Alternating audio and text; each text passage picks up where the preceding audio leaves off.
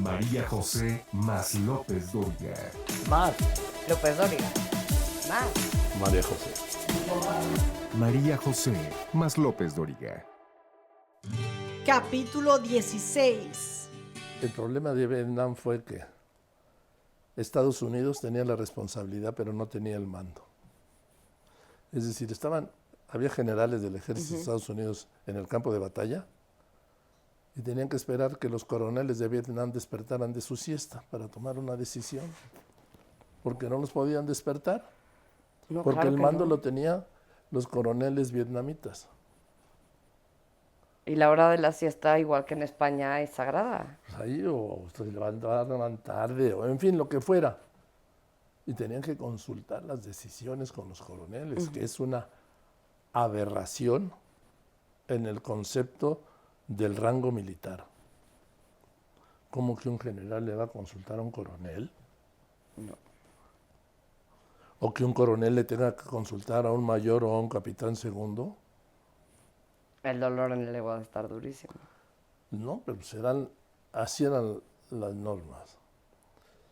Y entonces ya pudimos regresar a Saigón, ya le hablé a Jacobo. Pues, ¿dónde estabas? Pues, que no podíamos regresar. Bueno, pues, háblale a tu mamá. Sí, claro que sí, señora. Háblale a tu esposa. Sí, también. Y así fue. Y me quedé ahí 2 semanas más, conociendo la guerra, conociendo los soldados, conociendo lo más terrible de las guerras, las víctimas, los niños lisiados, los niños muertos, las mujeres lisiadas, los ancianos, los jóvenes soldados muertos. En fin, ¿qué es lo peor de la guerra? Las víctimas, ¿sí? Las civiles, pero luego se olvida. También las militares. En esa guerra el ejército de Estados Unidos perdió 52,000 militares. Fue, creo que la primera vez que Estados Unidos, estaba obligando a sus ciudadanos a unirse al ejército. Sí. Y era por año de nacimiento y por apellido, creo. En fin, Inicial del apellido. pues no me acuerdo, pero tenían su sistema de convocatoria. Año y mes, perdón. Era por año y mes de nacimiento. Y a diferencia, en la Segunda Guerra Mundial, los estadounidenses se agolpaban para ir a la guerra. En Vietnam se agolpaban para no ir. Porque como en Irak había chavos de 18 años, de 19 años. Fíjate, jóvenes de 19 años que no podían comprar una cerveza en Estados Unidos, pero sí los podían mandar a una guerra. Claro que sí. Esas son las contradicciones. También había muchos mexicanos. Les daban la green card. No sé qué les daban, pero algún beneficio les deberían ofrecer, porque luego no les dieron nada a muchos, ¿sí? Y era impresionante cuando pasabas por alguna zona de la selva que había sido bombardeada por Estados Unidos con napalm, es que no quedaba nada. ¿Qué es napalm? Napalm es, vamos a llamarle que es un ácido. Ok. ¿Sí? ¿Como el gas mostaza? No. No, aquello incendiaba todo. Ok. El napalm. ¿Arma química de guerra que hoy está prohibida? ¿Cómo? ¿Arma química de guerra que hoy está prohibida? Puede ser. No sé si estará prohibido o no. No lo sé, pero ahí la usaban todos los días. Voy a checar esa información, seguro debe de estar Una prohibida. tarde estaba yo en el puerto de Da Nang. Había llegado por la mañana. El camarógrafo, su asistente y yo. Y bombardearon el puerto de Da Nang antes de que llegáramos nosotros. Mientras nosotros fuimos en la ruta, no nos enteramos. Ya estaba bombardeado y empezaron a evacuar Da Nang. Y entonces me dijo el camarógrafo, vamos al aeropuerto, que nos saque algún avión con base en esa acreditación, ¿sí? Que te garantizaban transporte. Y pues no había más lugar que en una especie de avión Hércules, un Hércules, ¿sí? Pero que iba lleno de muertos, de cadáveres. Pues vámonos ahí. Me dijo el camarógrafo, ¿te sube? Le digo, yo en otras condiciones, No te hubiera subido. vamos, ni pensarlo. ¿Sí? Ni No. pensarlo. Pero había que salir de ahí porque habían anunciado otros bombardeos. Bombardeos estadounidenses, ¿eh? Bombardeos estadounidenses. Y pues ahí salimos y así llegamos a Saigón. A Saigón, ok. De Y regreso. de Saigón era Saigón, la capital, ahí era el Sí. centro, ¿sí?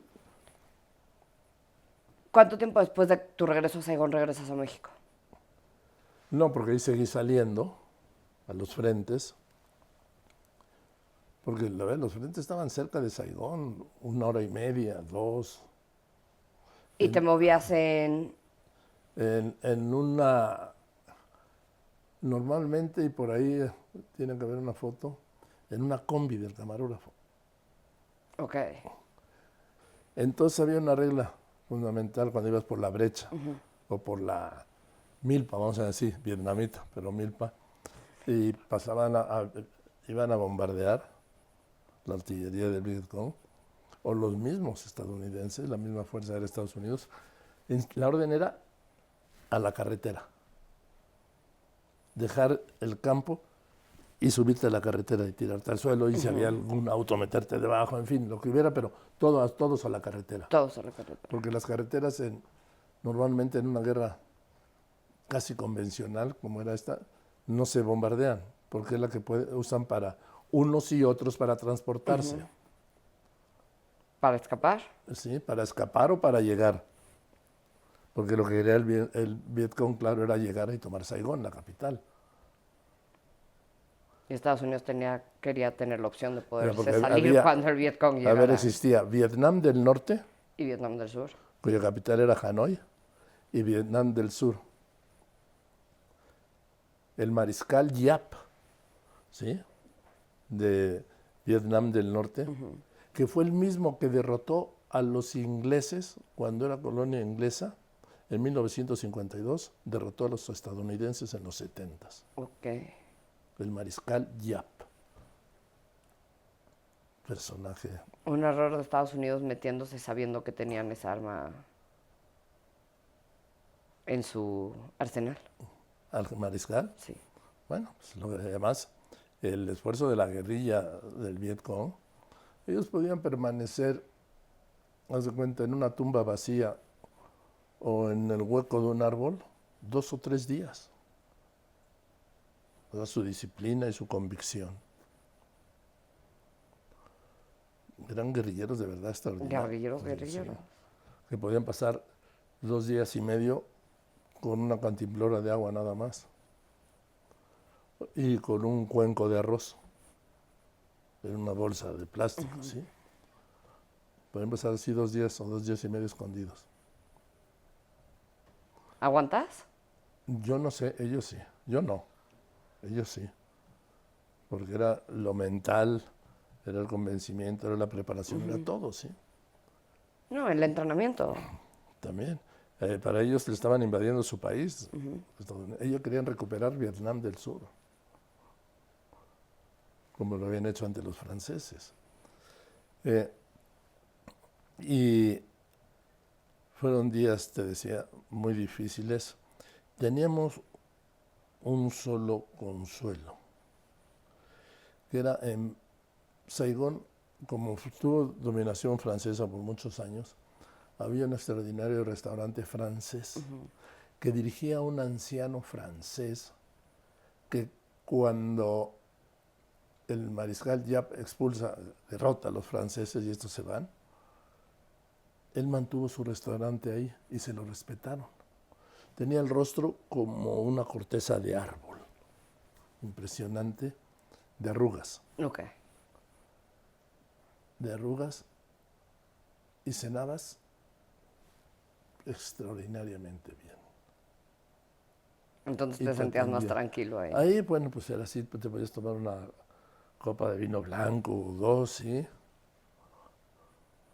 A veces te podías tomar un coñac. Sí, porque es que el día era... Pesado. O los días. digo, comiendo raciones Pesado y militares, peligroso. cuando había, ¿no? Pero entonces, cada día daba a conocer la oficina de prensa el número de muertos y heridos. Los de Estados Unidos, Altísimo. en Saigón. Ahí van reportándose. Y todo era pues con mimeógrafos, todo de papel. No había modo de transmitir. ¿Qué son los mimeógrafos? Los mimeógrafos eran un aparato que le ponías una tinta morada Ok. con una manivela y aquí le ponías las hojas. Entonces escribías en un stencil que se llamaba, Ajá. haz de cuenta una hoja con una tinta especial y entonces la enganchaban al tambor y eso imprimía las hojas. Ok. Eso era un estenógrafo. Y así se hacían los boletines de prensa y los comunicados. ¿Viste los permisos? Las Sí, acreditaciones están con máquinas pues, mecánicas, que son las que había. Yo llevaba la mía, que me acompañó a muchas partes hasta que me la robaron una vez en Puerto Rico, cuando detuvieron a Arturo Duras, que ya contaré. En fin, y mandar el material era una odisea. ¿Por qué tienes tu celular ahí? Sí. Hoy con esto, no, hoy con esto es una unidad de control remoto desde cualquier parte del mundo con el que yo puedo transmitir en vivo, ¿Literal? ¿no? Sí. Esto antes para transmitir necesitabas una unidad de control remoto que era un autobús y que ésta se ligara a un satélite en otra parte del mundo, ¿sí?